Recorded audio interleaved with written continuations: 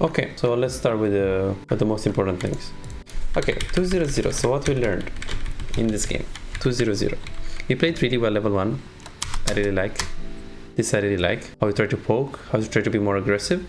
I would have loved if you like are even more aggressive than that, as in like right here after you hit the E, just walk up into her and try to hit her. Like hit her.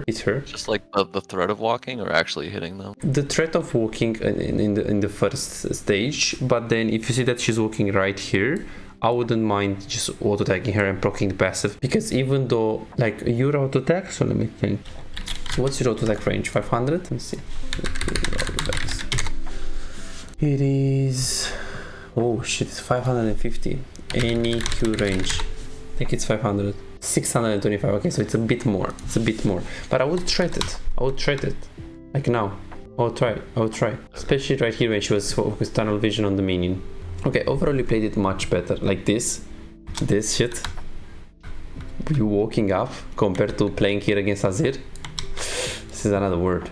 It's much better. You gotta work on this and hitting his E's and hitting his auto attacks, and you gotta work on your aggressivity. So this is the most important thing that you need to take away from this session. Your laney phase, trading, playing aggressive, looking at the enemy. What does he want to do? Does he want to go for this minion? No problem. I want to posture aggressively beforehand and look to go for the E and throw my E exactly right before he goes for the last hit. So this is what we learned today. This is very, very good. She grifted here. She absolutely grifted. This was beautiful trade. We missed auto attacks. No problem. Then if you go forward on the left, John, why are we not playing on the left here? Look, why are we clicking on this angle? Just play here. Okay. Right here.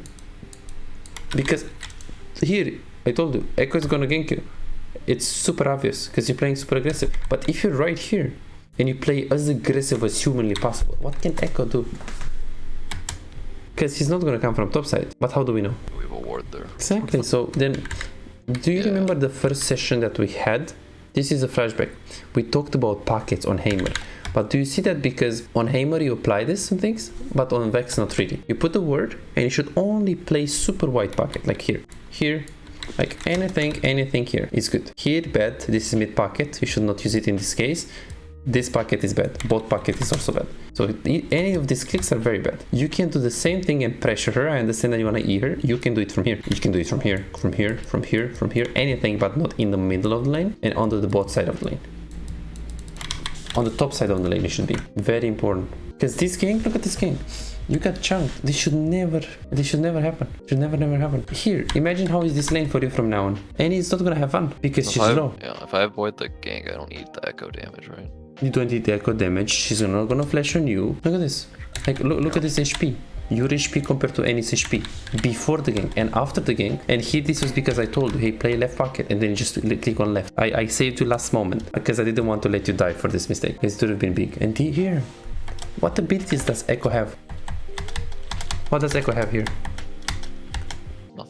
Nothing. What does Annie have right now? What does Annie have? Nothing. She uses the Q, she uses W. So then why are we running and pressing tab instead of attacking her back with your passive? She would have been this HP. You see this? This is what I call the Heimerdinger pattern. Playing super safe. Even after they flash on you, you're so scared because on Heimerdinger, you have those 3 turrets that you just have to like run.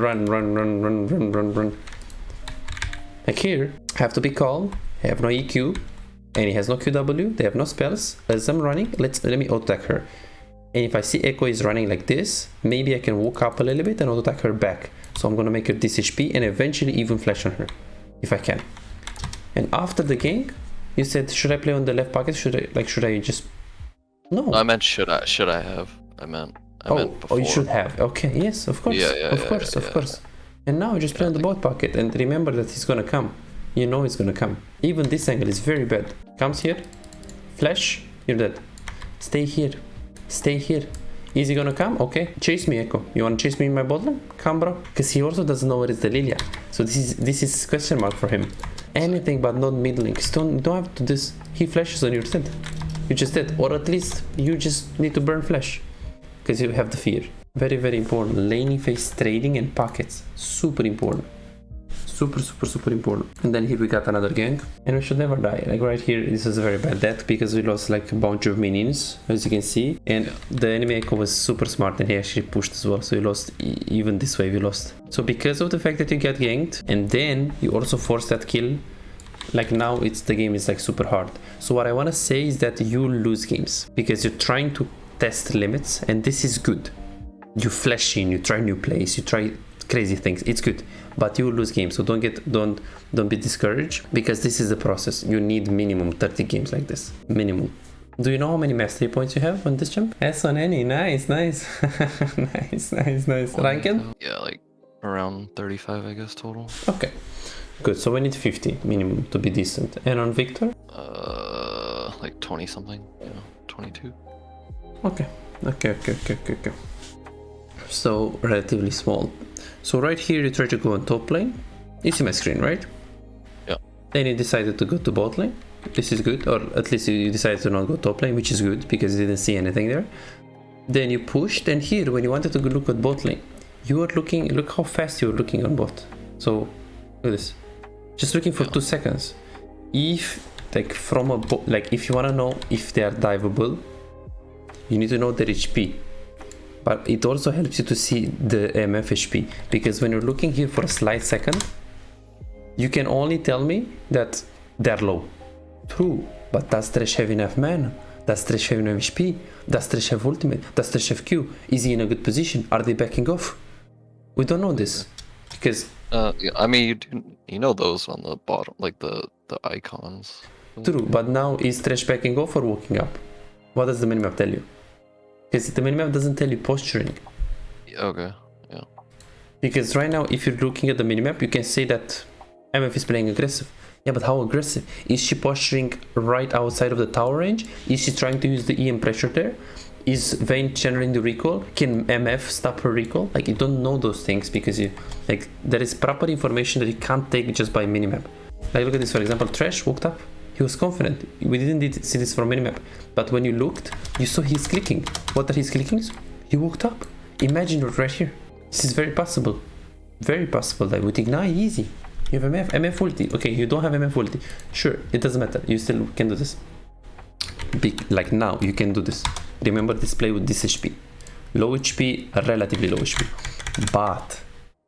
But, be careful. Not here. Right here. When you looked, this is not diveable. Look. Yeah. But why is it not diveable here on bot lane? Let's see if you look again. Okay, 1 second, so look here. Why is this not diveable? I mean, it's the Vayne's full HP. The Annie can. Well, Vayne is this HP, so it's like 65 to 70%. Okay.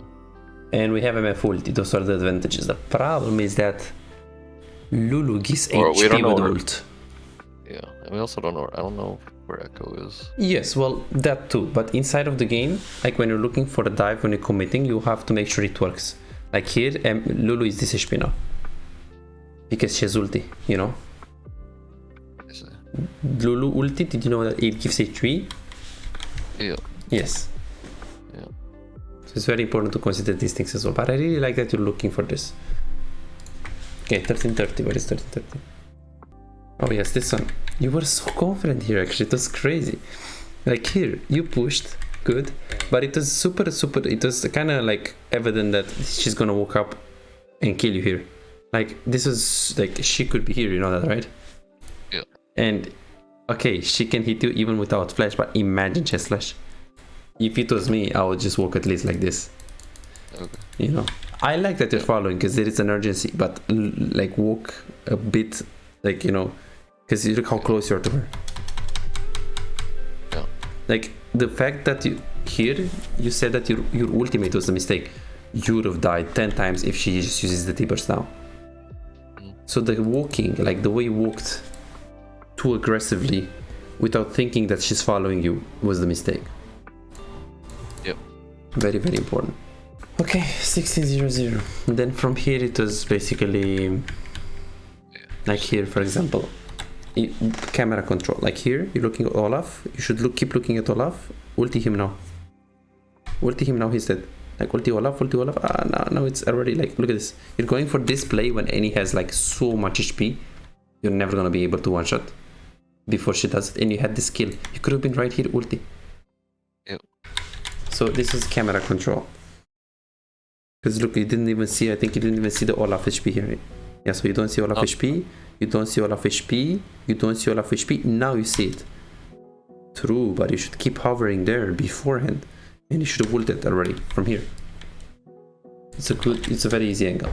Because if you try to do this, I mean, yeah, you tested your limits, but as you can see, it's not really close. And then 30-0-0. Like, this was very weird. Like, look at this.